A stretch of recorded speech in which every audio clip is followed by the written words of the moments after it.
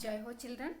Last कक्षा से हम पढ़ रहे हैं आपकी भारत की खोज यानी पूरक पाठ्य पुस्तक भारत की खोज में दिए गए पहला पाठ अहमदनगर का किला।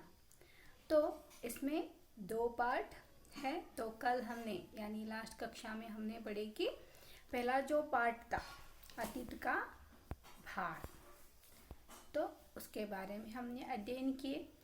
मतलब पहले से हमने क्या क्या देखे कि अहमदनगर किला में यानी इस कारावास में जवाहरलाल नेहरू जी कब आए, कैसे अपनी वक्त बिताए, और अतीत का भार यानी वो वहाँ पे बागवानी यानी गार्डनिंग काम करना शुरू किए। तो उसी से उनका अतीत का भार स्टार्ट हुआ। जैसे कि वो क्यारियाँ बनाते लगे तो वहाँ पे अवशेष से भरी हुई थी, खराब मिट्टी थी। तो इस अतीत का भार हमने देखा। तो इसे देखकर गेटे यानी कौन है, एक ऐतिहासिक है, मतलब उपन्यासक है।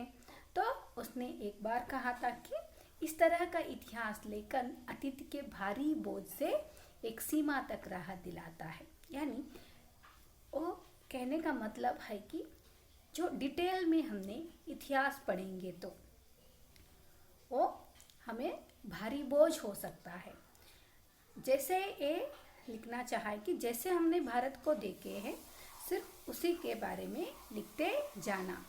मतलब शॉर्टली ये जो लिखे हैं, मतलब हमारे हिसाब से हमारी दृष्टि में जो भारत है ये एक सीमा तक यानी इतिहास जो डिटेल में होते हैं वो एक सीमा तक राहत देता है, लेकिन वो बहुत डीप हो गए तो भारी बोझ हो सकता है। तो इसीलिए जो डिटेल में जो इतिहास है उस भारी बोझ से बेहतर है हम किन दृष्टि से भारत को देख रहे हैं। तो आज हम देखेंगे बच्चे अतीत का दबाव यानी अहमदनगर किला का जो दूसरा पार्ट है अतीत का दबाव। तो दबाव यानी क्या है, किसी के अंडर रहना। दबाव भला हो या बुरा, तो देखिए हम दो तरह के दबाव को देख सकते, एक अच्छा भी है और एक बुरा भी है। ये जो अच्छे तरह का जो दबाव मतलब क्या है, जैसे हम अपने माँ बाप के अंडर में रहते हैं तो वो जो भी कहते हैं वो हमारे अच्छे के लिए कहते हैं, हम उसके अंडर में रहते हैं, मतलब ये भला है, हमारे लिए अच्छे है। उस तरह का एक दबाव है। और दूसरे तरह का दबाव मतलब क्या है, ये ऐसे अभिभूत करता है कि किसी के गुलामी में हम रहे। तो कभी कभी यह दबाव दम गोटो होता है। तो देखिए जो हमारे लिए अच्छे के लिए जो दबाव है वो सही है, लेकिन ये जो बुरा जो दबाव है यानी हमारे ऊपर जो प्रेशर पड़ता है, हम किसी के गुलामी पे रहते हैं, वो क्या कर सकते हैं, हमें दम गोटो होता है। खास तौर पर उन लोगों के लिए जिनकी जड़ें बहुत ही पुरानी सभ्यताओं में होती हैं, जैसे मसलन भारत और चीन की समस्याएं। मतलब ऐसे दबाव होते हैं वो बहुत जड़े यानी बहुत कठिनाई होते हैं उसमें, वो हमें देखने के लिए पुरानी सभ्यताओं में होती है। अभी देखिए मसलन भारत और चीन की जो सभ्यताएं हैं, जो समस्या है, अब तक जटिल ही बन चुका है। तो ऐसे इतिहास का जो दबाव है, मतलब जो डिटेल में हमने जो इतिहास पढ़ते हैं तो कैसे वो भारी बोझ बन सकता है। हमारी दृष्टि में हम क्या जानते हैं भारत के बारे में, वो हमें एक सीमा तक राहत दिलाता है। तो आखिर मेरी विरासत क्या है, मैं किन बातों का उत्तराधिकारी हूँ। तो देखिए आखिर मेरी विरासत क्या है, मैं कौन हूँ, मेरा विरासत क्या है। तो यहाँ पे देखिए विरासत मतलब क्या है, जो पूर्वजों से हमें जो मिलता है, वो प्रॉपर्टी हो या कुछ भी हो, वो उसे हम विरासत कहते हैं। तो आखिर मेरी विरासत क्या है, मैं किन बातों का उत्तराधिकारी हूँ। मैं मतलब ये कहने जा रहे हैं कि जो हमारे जो इतिहास है, ऐतिहासिक है, वो क्या रखे हैं हमारे लिए, हम किन विरासत का हम उत्तराधिकारी है। क्या इन सब का जिसे मानवता ने दसियों हजारों साल दौरान हासिल किया है, क्या है वो विरासत जो मानव ने 10,000 सालों के दौरान हासिल किया है।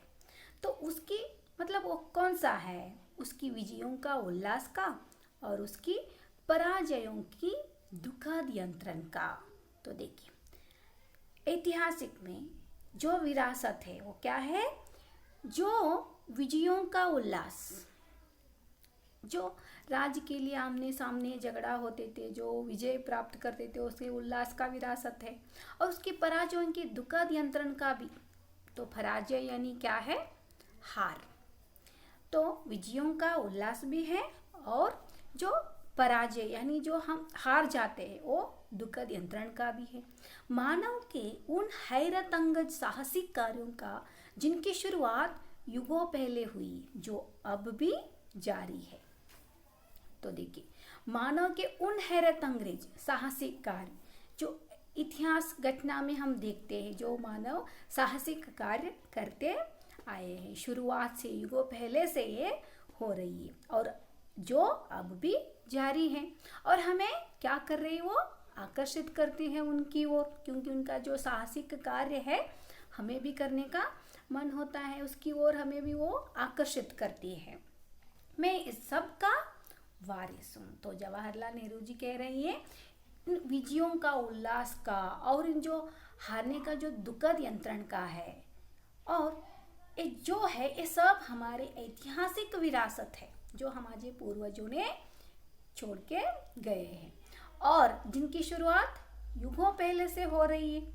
और क्या है? जो एक मानव साहसिक कार्य जो करते हैं वो हमें क्या करते हैं? आकर्षित करते हैं। इस सब का वारिस मैं हूँ, जवाहरलाल नेहरू जी कह रहे। साथ ही वो कहते हैं, उस सब का भी जिससे बुरी मानव जाति, देखिए, साथ ही उस सब का भी जिसमें पूरी मानव जाति की साझेदारी है। हम भारतवासियों की विरासत में एक खास बात है। तो देखिए, हमारे जो भारतवासियों में जो विरासत है पूर्वजों ने हमें छोड़ दिए है, उसमें क्या है? एक बहुत बड़ी खास बात है, विशेष बात है, जो अनोखी है। देखिए, वो जो है वो बहुत मूल्य है, बहुत अनोखी है, जो हमारे भारतवासियों की विरासत में हमें मिले हैं। क्योंकि कोई व्यक्ति औरों से एकदम अलग नहीं होता। देखिए, हम सब एक ही हैं, है ना? हमारा रूप रंग अलग है ना? हमारा जो स्किन का कलर है वो अलग हो सकता है, हमारा नाक, आंख वो अलग दिख सकते हैं, लेकिन हम सभी क्या हैं? हम एकदम से किसी से अलग नहीं हैं, हम सब एक ही हैं। अलबत्ता एक बात हम लोगों पर विशेष रूप से लागू होती है, जो हमारे रक्त, मांस और अस्थियों में समाई। तो देखिए, हम सबका खून ही एक ही है ना? हमारा रक्त भी एक ही है, मांस भी एक ही है। अस्थियाँ, अस्थियाँ यानी क्या है? अस्थियाँ यानी हड्डियाँ। तो हमारा ये सब, हमारा रक्त, मांस, अस्थियाँ, ये सब सभी का एक जैसा ही होता है। हम सब एक ही हैं, एक ही अस्थियों में समाई हुई यानी हड्डियों में समाई हुई है। इसी विशेषता से हमारा वर्तमान रूप बना है और हमारा भावी रूप भी बनेगा, है ना? जो चल रहा है उसको हम वर्तमान बोलते हैं, और जो भावी रूप यानी हमारा भविष्य का रूप भी ऐसे ही होता है, क्योंकि हम सब एक ही हैं। तो इसी विशिष्ट विरासत का विचार और वर्तमान पर इसे लागू करने की बात एक लंबे अरसे से मेरे मन में घर किए हैं। तो जवाहरलाल नेहरू जी हमें ये कहने जा रहे हैं कि इसी विशिष्ट विरासत, कौन सी विरासत? हम सब एक होने का जो विरासत है, जो हमारे पूर्वजों ने हमारे लिए छोड़कर गए, हम सब एक है। तो ये जो विचार है, ये वर्तमान पर इसे लागू करने की बात जो है एक लंबे अरसे से मेरे मन में क्या किए हैं? घर किए हैं। तो मैं इसी बारे में लिखना चाहता हूँ, विषय की, यानी मैं जो लिखना चाहता हूँ, क्या लिखना चाहता हूँ? मैं विषय की कठिनाई और जटिलता मुझे भयभीत करती है। तो देखिए, जो विषय होती है उसकी कठिनाई और जटिलता मुझे भयभीत करती है। मुझे मतलब किसको? जवाहरलाल नेहरू जी को। मुझे लगता है कि मैं सतही तौर पर इसका स्पर्श ही कर सकता हूँ। मतलब ये जो विशिष्ट विरासत है, जो विचार है हमारा विरासत में हमें देकर गए हैं हमारे पूर्वजों ने, वर्तमान पर इसे लागू करने का जो एक लंबे इच्छा है, अर्थ यानी जो इच्छा है वो हाँ जवाहरलाल नेहरू जी के मन में घर की है। तो इसके बारे में ही वो लिखना चाहता है। तो ये जो विषय यानी देखिए हमारे देश में हम सब एक है, धर्म अलग है, भाषा अलग है, रूप रंग अलग है, सब अलग है, लेकिन हम सब विचार है जो है वो एक ही है। वही क्या है, हम भारतीय है। तो इसमें जो मतलब धर्म अधर्म किसके बारे में, जाति के विषय में बारे में बात करना कठिन होता है, जटिलता भी हो रहा है, लेकिन उसे लगता है कि सही तौर पर इसका स्पर्श ही कर सकता हूँ, क्योंकि इसे कहते जाना बहुत भयभीत कर जाते हैं। तो ये जो अतीत का दबाव जो है, तो हमने देखे कि जवाहरलाल नेहरू जी अहमदनगर किला में उसने कब आए थे, 1942 से 1945। तो अहमदनगर किले का वह कक्षा जहां 1942 से 45 में जवाहरलाल नेहरू को रखा गया था। तो हमने देखा कि उसने पूर्णिमा के दिन, तो हिंदू कैलेंडर के हिसाब से हम देख सकते हैं उस पहले जो वो कैसे महीने करते थे, मतलब जो अमावस्या से पूर्णिमा तक 15 दिन, ऐसे एक पूर्णिमा से दूसरा पूर्णिमा तक जाना मतलब एक महीना। तो ऐसे वक्त बिताए कारावास में जवाहरलाल नेहरू जी। तो उस वक्त उस बंदी जीवन का स्थायी सहचर यानी साथी कौन था जवाहरलाल नेहरू जी का, चांद उनके साथी था। तो चांद जो था वो क्या सूचित करते थे, अंधेरे के बाद उजाला होना, कैसे चांद आने के बाद यानी अंधेरे के बाद उजाला होता है, वैसे ही जीवन में जो भी परेशानियां होती है तो उसके बाद उसका हल भी मिलता है और जीवन सुरक्षित भी होता है। तो हमने इस तरह अहमदनगर किला के पाठ में 2 पार्ट के बारे में अध्ययन किए, एक अतीत का दबाव और एक अतीत का भार। तो इसका संदेश यानी सारांश यही है कि जो इतिहास है, इतिहासकार लिखते हैं, जो इतिहास तज्ञ लिखते हैं, वो क्या होता है, बहुत डीप होता है, बहुत विवरण होता है उसमें, लेकिन हम उस भार को नहीं उठाना सकते, बोझ नहीं उठाना सकते। हमने क्या कर रहे हैं, हम जो देखे हैं हमारे भारत के बारे में, हमारे भारत की सभ्यताओं के बारे में हमने जो सुने हैं वो हम सिर्फ देखना चाहते हैं। और अतीत का दबाव यानी क्या है, दबाव 2 प्रकार के होता है, भला भी होता है और बुरा भी होता है। इस दोनों तरह के अभिभूत वो करता है।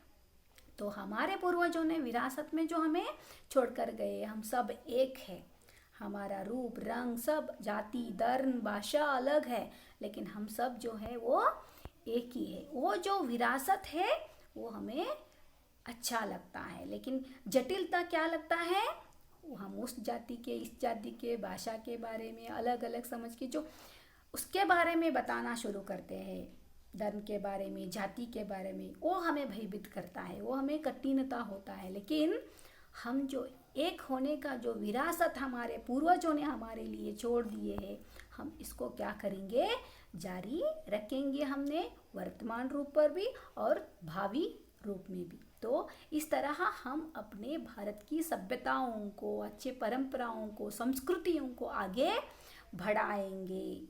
तो इतिहास को विवरण नहीं चाहिए हमको, हमें हमारे अच्छे के लिए जो विरासत हमारे पूर्वजों ने छोड़ दिए हैं, हमें उसको आगे बढ़ाना है। तो बच्चों, आज हम आपके पूरक पाठ्य पुस्तक में दिए गए पहला पाठ अहमदनगर का किला में 2 पाठ थे, अतीत का भार और अतीत का दबाव, उसके बारे में अध्ययन किए।